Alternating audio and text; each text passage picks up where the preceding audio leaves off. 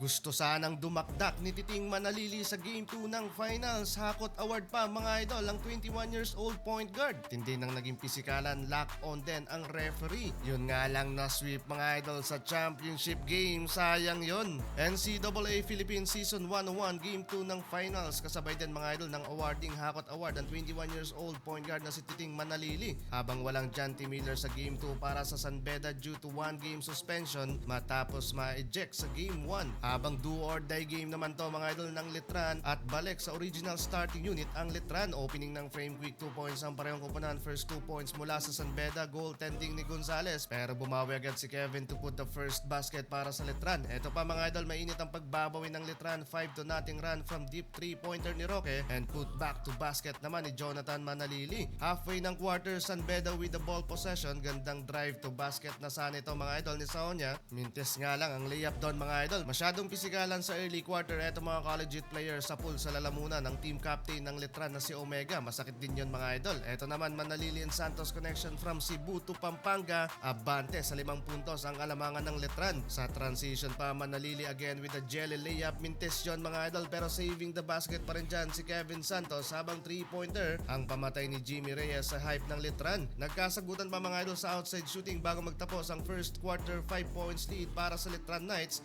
14-19. Second quarter, bola ng Letran at sinimulan agad nila ang kanilang opensa mula sa shaded area. Quick 4 straight points ang kanilang ikinamada pero mula naman sa 3-pointer ni Brian Sahonya. Nagsimula ang basket ng San Beda. Sinundan pa yan mga idol ng block shot ni Yukin Andrada from defense to offense mula sa kanilang captain. 7 straight points para sa San Beda Red Lions. Habang 4 straight points kay Andrada. Titing Manalili put back to basket naman. Gusto sanang dumakdak doon ng 21 years old point guard pero kontrolado pa rin nila ang kalamangan at na-maintain nila sa 5 points advantage. Pero step up para sa San Beda etong si Brian Saonya. Sa kanya mga idol ang pressure sa opensa dahil wala si Janty Miller ang kanilang scorer machine. Intense na ng laban dito mga idol at dikit na ang talan sa scoring hanggang sa na-retake na ng San Beda ang lead mula sa crucial 3-pointer ni Penny Stasio. Pero nabawi din yan ng Letran sa pagtatapos ng first half 37-39. Third quarter takeover mga idol ang San Beda Red Lions at napabayaang bukas si Yukin Andrada sa corner 3-pointer. 8 years sa NCAA dyan nakatambay yan. Balik sa Bedans ang lead. Eto another wide open 3-pointer mula na naman kay Brian Sahonya with a game high 18 points na. Biglang umulan ng 3-pointer sa San Beda at lumobo nga mga idol sa 7 points. Ang kanilang naging kalamangan ramdam na sa buong arena yung nagiging mainit nilang laban. Face to face pa si Kevin Santos at Brian Sahonya. Anyari sa Letran unti-unting nag-collapse